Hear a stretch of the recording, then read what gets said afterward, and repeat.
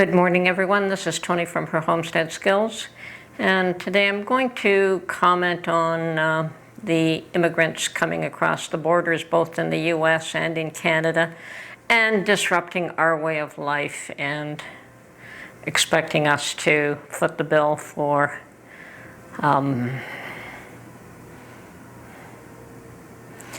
housing them, for their medical care, for their food, and I don't know why it is that way. I can recall years and years and years ago when immigrants first came here, they pretty much had to have a job ready to go to and housing ready to go to, so it was always a family member who supported them coming in and would assist them until they got on their feet.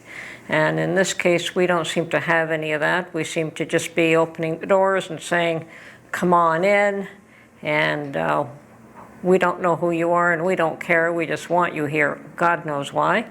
Trying to destroy the way of life here in North America, and I see no reason for wanting to do that. There's who does it benefit? Somebody who wants cheap labor? Perhaps. I'm always of the mind that whoever thinks that something's such a great idea should be the first one in line to accommodate that idea and make it work for them. So if somebody thinks it's a good idea to have hordes and hordes and hordes of people coming and inundating a particular area and taking over all the housing, perhaps they should go to those people's homes first, and those people should let them in and take over their housing, their accommodations, their finances, and everything else before they set them on to the rest of the public. If they think it's such a great idea, these leaders should be the first in line to offer up their accommodations to these people and not be willing to throw others out in order to accommodate them. And I have heard that, which I find rather distressing and very annoying, is that apparently some veterans have been tossed out of their temporary hotel rooms to accommodate some of these migrants, and apparently two wedding groups have been thrown out and said, sorry, we no longer are willing to house you for your wedding. Even though we have a signed contract, we could make more money having the government pay us to accommodate these people. Now, what they don't understand is that these people will trash those hotels. It's not, they won't come out that much ahead of the game, if at all.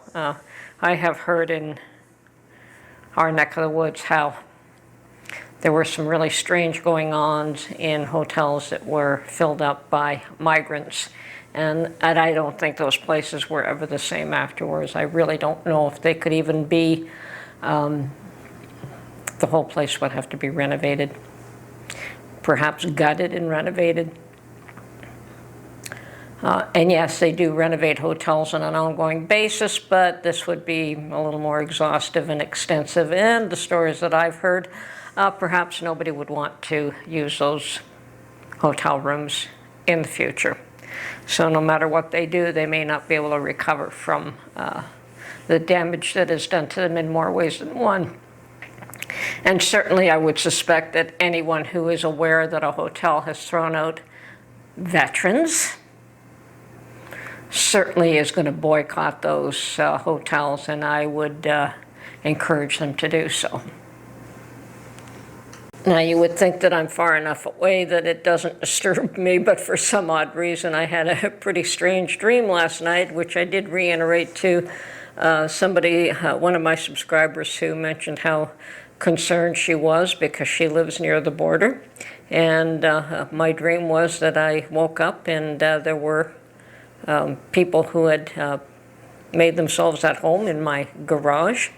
And although I don't have a garage today, so the dream was fictional. I mean, it was a dream after all, but still, I tried to tell these people that they were trespassing and that they should leave, and they had no intention of leaving. So I was in the midst of trying to get the police over to have them removed. And yeah, that sort of thing I don't think is going to be very uncommon. I suspect that we're going to see, if there's no place to house some of these people, that they're just going to find places to set up home wherever they can, whether it's in parks or in streets. And I think the U.S. already has quite a number of people living in the streets. So it's going to be an ugly situation if it isn't dealt with, and dealt with soon. Now, I understand that there has been a slowdown with Texas actually taking the bull by the horns and putting razor wire and people behind the razor wire to prevent crossings, and that has slowed them down for the time being. I don't think that that's going to last very long. I suspect that they will regroup and they will get instruction on where they can cross, where the borders are open and there's nobody there preventing them from entering. And I've also heard a rumor, and I can only say it is a rumor because I only heard it the once and I've never heard anything to back it up, but that there were actually folks from the U.S. who have gone down there on the other side and are telling people what to do, how to do it, where to cross, how to get across, what to say, just preparing them for making sure that they do get across. Now, if that is actually a fact, and I wouldn't put it past them, that's also pretty frightening. What right do you have? I mean, this is your home, you've paid for it, you pay the bills, but yet it appears as though somebody else could just walk in and you have to look after their interests and pay the bills for them. And if you don't do it, the government takes the money from you and makes sure that you do. Now, that is something that I'm totally against. Sorry, I'm totally against it. If they want to come in, have them come in legally, have them be vetted so you know who it is, that you're not encouraging criminals to come across. And you know, we were all immigrants once. I was an immigrant once, but I don't think that we weren't vetted. It wasn't just, oh, the masses come in on Ellis Island. I believe even those people were vetted, and if any of them had diseases, they were turned back. They were not allowed in. In this particular case, you have no idea who is sick with what they're bringing across with them. It's not just the drugs. They could be bringing anything across. So, and certainly there are many ways to destroy civilizations, and this could be another one of them. Now, the whole world is a mess. We know that the whole world is a mess. These people wouldn't be leaving their own countries if they thought that if they didn't believe that there was something better for them to come to. I can assure you that that's not always the case. You know, people are led to believe that something is better, but it's not better. It's just different. I had a grandfather who came to stay with us one time for a year. They eventually went back to Italy. They stayed with us for a year, my grandma and grandpa, and she couldn't adapt. She didn't like it at all. But they were used to living on the mountain, land, and here they were in the city, and grandma would carry parcels on her head. She had that posture, and she had that ability to do that. But my dad was ashamed and embarrassed that she did, and did not want her to be walking down the streets with parcels on her head because it just wasn't done here. And anyway, yeah, she could not assimilate. My grandfather, on the other hand, thought it was awesome. He had a job that he could go to, and his comment to me was, yeah, if you want to work, this is a great country. You could make money, But on the other hand, back home, he didn't need the money. Back home, he said if he was hungry, he'd go to the hen house, get a couple of eggs, and there was his breakfast. It was not a matter of having to slave day in, day out, day in, day out to pay bills in order to eat. So it was a different lifestyle. I don't think that they had all the things that people have here, but they probably never missed them because they never had them. And eventually, as I said, my grandparents, the one side, they went back. The other ones stayed here. And not everyone can adapt. Now, I could recall also that we had cousins who came up from the U.S. to spend some time with us, and I was absolutely shocked at how American they were. And I don't think that they had been in America any longer than what we had been in Canada. A couple of years. I don't think it was long at all. But they were thoroughly Americanized. You wouldn't know that they were European. The way they spoke, the way they ate, you name it, everything. They taught my mother about mustard, which is something she'd never seen before, and hot dogs and hamburgers, and we'd never eaten those things before.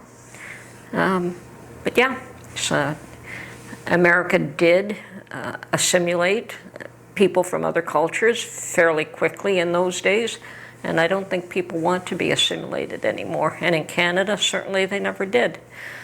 It turns out that the Italians would hold on to their culture here more so than they did back home, from what I hear.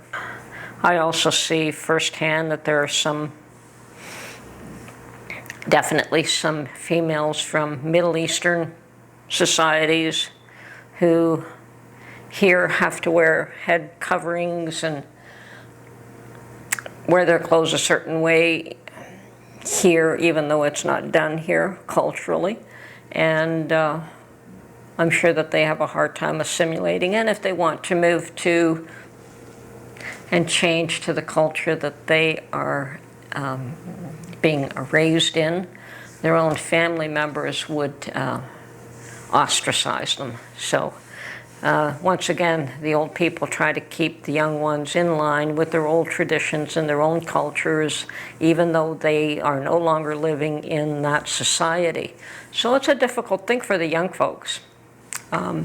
And I don't think that's ever going to change. It really doesn't matter what country people are from. They're accustomed to their own traditions and their own ideals, so they will have serious challenges. And the desire to assimilate isn't there for everyone. Anyway, I really hope that they get this border situation under control, and soon, and remove people that shouldn't be here, and do that quickly, because it's going to get ugly if they don't. Anyway, those are just my thoughts, and perhaps I've rambled on a bit too much, but it's as I say, those that feel it's such a great idea, they should be the first ones. They should all come to your homes, and you should be looking after them first before you expect the rest of us to do your bidding. Anyway, enough of my rant for the day. This is Tony from Her Homestead Skills. Look after yourselves first and foremost.